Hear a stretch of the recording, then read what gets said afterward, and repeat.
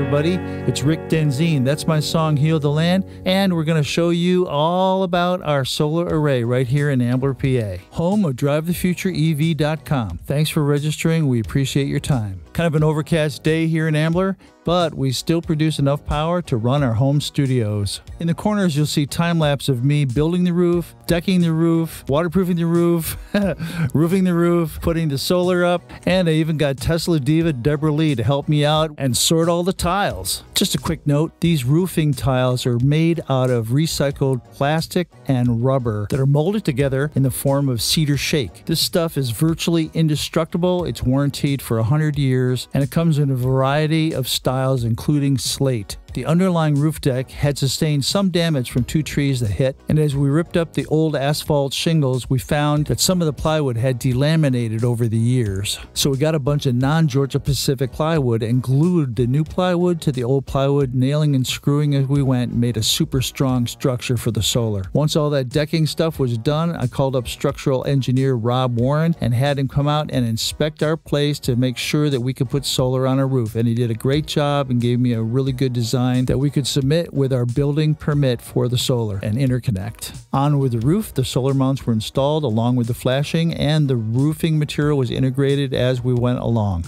Altogether, we installed 49 300-watt Silfab solar panels. Total wattage installed 14,700, which sounds like a lot, and it is, but the shocking truth of solar is that you are never going to be able to produce as much solar as your system is rated for. And the reason for this is fairly obvious. If you were building a solar array at the equator where the sun was going to hit exactly the same every single day all year long, you might be able to achieve all those numbers. But on the best day around here, we can only produce about 7,000 watts, so less than half. We got bids from 4 different solar install companies that told us it was going to cost in excess of $40,000. They said it was a waste of time to install solar because we would never reach our return on investment, treating us like we were some sort of Ferengi or something, you know, trying to get a big return and damn the environment. Even today, when we go to Pico's solar tool, it clearly indicates that we can't do solar because we're not going to produce enough to make it worth our while. And the picture that it shows to prove to us that we cannot do this is a picture of our own roof with our own solar upon it. So how about that?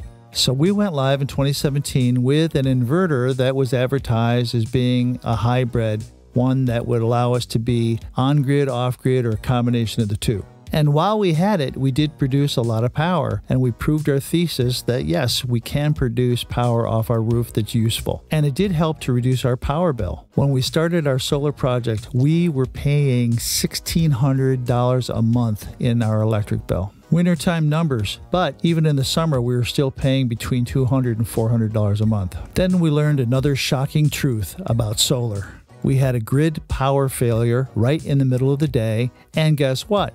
Everything in our place went dark. Even though our solar panels were producing like normal, the power from the solar was disconnected. And there we were, without power, just like everybody else. The shocking truth is that most solar systems operate this way. Even though we got this thing called electronics now since the 40s, and even though those electronics can be programmed not to send any power to the grid, thus keeping the solar on and the line workers safe, somehow we're stuck in the 20s.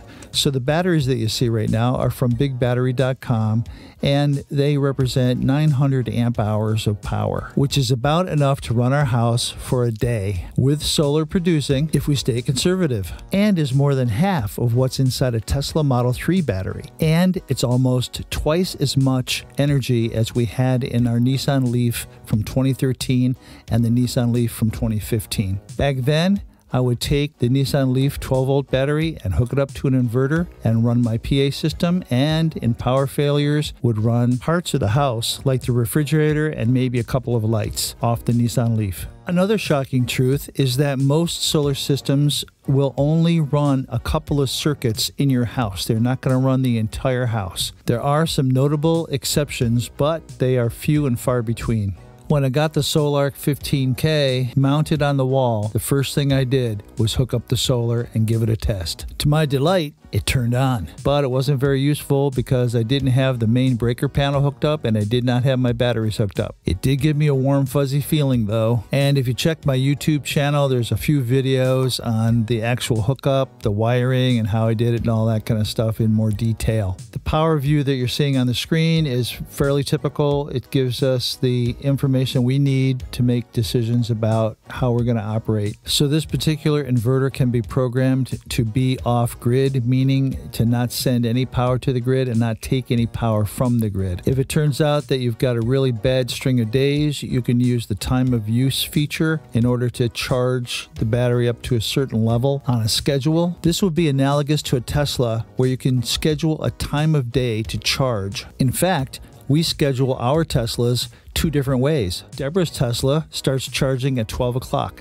By that time, the main solar battery backups have been charging since sunup. So we're probably close to halfway full. If it turns out it's a cloudy day, I still have time to turn off the automatic charging. My Tesla, which by the way is paid for out of the gas money that we don't spend anymore, is hooked up to a charge station that is directly controlled by the inverter itself. So in order to conserve power, I have that charge station come on only when the solar hits 4,500 watts.